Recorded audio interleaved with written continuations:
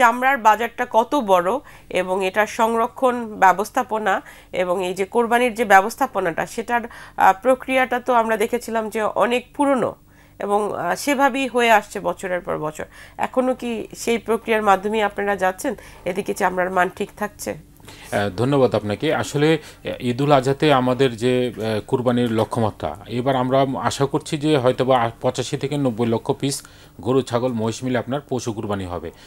বিগত দিনে আমরা দেখেছি যে প্রায় 1 কোটি পিসের মতো আমরা সংগ্রহ করেছিলাম, কিন্তু তার ভিতরে আপনার যে ব্যবস্থাপনা, সেই ব্যবস্থাপনার কারণে কিন্তু আপনার ছাগল খাসির অনেক চামড়া আপনার নষ্ট হয়ে গেছে এবং গরুর চামড়া আপনার প্রচুর নষ্ট হয়ে গিয়েছে। আমরা যে মানে সেই মান্দাতার আমলের প্রাচীন পদ্ধতিতে আমরা যে সংরক্ষণটা করি আসলে সেটা আসলে কোনোভাবে আপনার ঠিক নয়। এবং পাশাপাশি আমরা যে সময় যেদিন আমরা পশু কুরবানি করি বিশেষত 2-3 দিন, সেখানে কিন্তু অদক্ষ শ্রমিক দিয়ে আপনার পশু চামড়াটা ছাড়ানো হয়, যার ফলে দেখা যায় যে সেখানে লেস কাট প্লে কাটের কারণে আমরা চামড়ার গুণগত মান নষ্ট হয়ে যায়।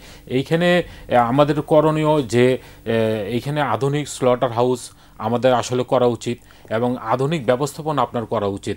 আমরা যে চামড়াগুলো সংগ্রহ করি সেগুলো বিশেষত বিগত 5-7 বছর যাবৎ কিন্তু চামড়ার মূল্যটা পাচ্ছে না। সেটার একটা আবার কারণ আছে কমপ্লায়েন্সের ইস্যুতে, আমরা সেই কাঙ্ক্ষিত প্রাইস পাচ্ছি না, যার কারণে আমরা নন কমপ্লায়েন্ট বায়ারদের কাছে আমাদের পণ্যগুলো সেল করছি।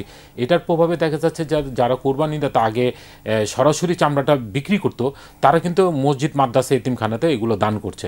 তো এখানে দেখা যায় যে আসলে মাদ্রাসা এতিমখানার যারা আছে তারা কিন্তু এই চামড়াটা যে প্রিজার্ভেশন করবে সেইটার ব্যাপারে অনুৎসাহী, অর্থাৎ আপনার যে লবণ দিয়ে এটাকে সঠিকভাবে প্রিজার্ভেশন করে রাখবে সেটা কিন্তু তারা করে না, যার ফলে দেখা যায় যে আপনার 7-8 ঘন্টা পর থেকেই কিন্তু কাঁচা চামড়ার আপনার কোয়ালিটি ডেটোরেট করা শুরু করে, অর্থাৎ ব্যাকটেরিয়া গ্রো শুরু হয়, যার প্রভাবে দেখা যাচ্ছে যে আমাদের কাছে আস্তে আস্তে অনেক সময় প্রয়োজন হয়। তো এইখানে দেখা যায় যে লবণটা আপনি যদি 7 থেকে 8 ঘন্টার ভিতরে আপনি লবণটা না দেন, তাহলে কিন্তু আপনার চামড়া নষ্ট হয়ে যায়। তো এইখানে এই চামড়া নষ্ট হয়ে যাওয়ার ফলে দেখা যায় যে যারা মাদ্রাসা এতিমখানায় চামড়া বিক্রি করতে আসে সেই সময় কিন্তু কাঙ্ক্ষিত দামটা পায় না।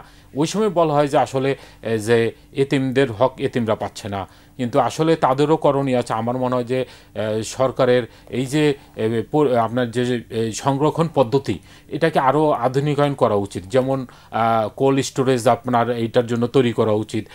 বিশেষত যে হিউমিডিটি আমাদের এখন 44 ডিগ্রি আমরা অনুভব করছি, কিন্তু এইখানে চামড়া এই যে 10-12 ঘন্টা 15 ঘন্টা লবণ না দিয়ে রাখার ফলে কিন্তু আপনার চামড়ার গুণগত মান নষ্ট হয়। তো এটা আমরা মনে করি যে এইখানে এই ধাপে ধাপে যে আধুনিকায়ন এবং আমাদের যে মাদ্রাসা এতিমখানা যারা আছেন, যারা এই টাকা দিয়ে আপনার সারা বছর এইগুলো চলে প্রতিষ্ঠানগুলো, তাদেরও আপনার করণীয় আছে, তারা যাতে আপনার পর্যাপ্ত লবণ দিয়ে আপনার সংরক্ষণের ব্যবস্থা করে। তবে একটা সুখের খবর, এই বছর সরকার ঘোষণা করেছে বাণিজ্য মন্ত্রণালয় 30,000 মেট্রিক টন লবণ আপনার বিনামূল্যে আপনার বিভিন্ন মসজিদ মাদ্রাসা এবং এতিমখানাতে দিবে, তাদেরকে উৎসাহিত করবে। এটা আপনার জেলা প্রশাসক এবং ইউনোর মাধ্যমে আপনার এই কাজগুলো করবে। তবে আমি মনে করি এটা ফলটা আমরা পাবো। আরেকটা বিষয় হলো যে দেখুন, এখানে আসলে প্রাণী সম্পদ অধিদপ্তরের একটা বড় ভূমিকা কিন্তু আছে।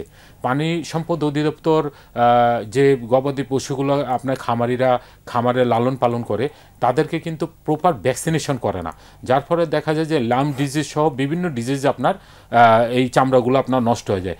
এবং আপনার পশুর যে মোটা তাজাকরণ, সেটারও কিন্তু আপনার যে ফিডিংটা দেওয়া হয় সেটা কিন্তু ঠিক নয়। এইখানে দেখা যায় যে তারা ইউরিয়া প্রায় 50 গ্রাম ইউরিয়া সহ প্রত্যেক দিন আপনার এই পশুকে আপনার তার গোখাদ্যের ভিতর মিক্স করছে। এই ফলে দেখা যাচ্ছে যে আপনার খুব দ্রুত আপনার মোটা তাজা হচ্ছে ঠিকই, কিন্তু চামড়া সহ সঠিক মানটা আমরা পাচ্ছি না।